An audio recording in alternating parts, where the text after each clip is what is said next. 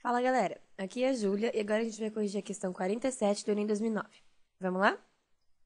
O que se entende por corte do Antigo Regime é, em primeiro lugar, a casa de habitação dos reis da França. Então, estamos falando da França, né? De suas famílias, de todas as pessoas que de perto ou de longe dela fazem parte. As despesas da corte da imensa casa dos reis são consignadas no registro das despesas do Reino da França, sobre a rúbrica significativa da Casa de Reis. Tudo bem? Então, um pequeno texto falando a respeito da corte do Antigo Regime, tudo bem? E como essa sociedade de palácios, certo?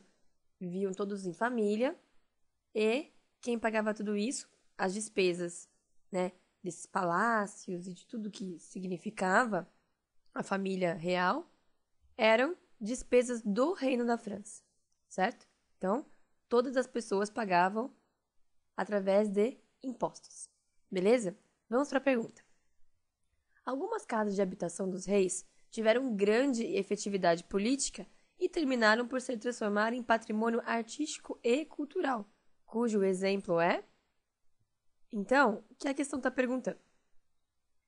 Alguns palácios, alguns castelos dos reis foram politicamente muito importantes e hoje em dia são patrimônio artístico e cultural, certo?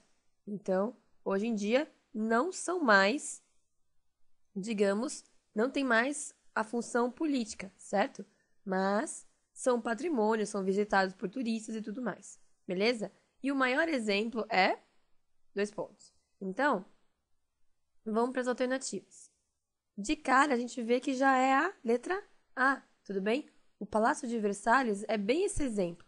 Hoje em dia, ele não é usado mais para política, tudo bem? Mas, por muitos e muitos anos, principalmente, né, se você pensar durante o absolutismo na França e o reinado dos reis, o Palácio de Versalhes foi o símbolo maior de poder aquisitivo dos reis, tudo bem? Então, é o maior exemplo e hoje em dia não tem mais essa função, tudo bem? Hoje em dia é patrimônio artístico e cultural, dá para você visitar e tudo mais.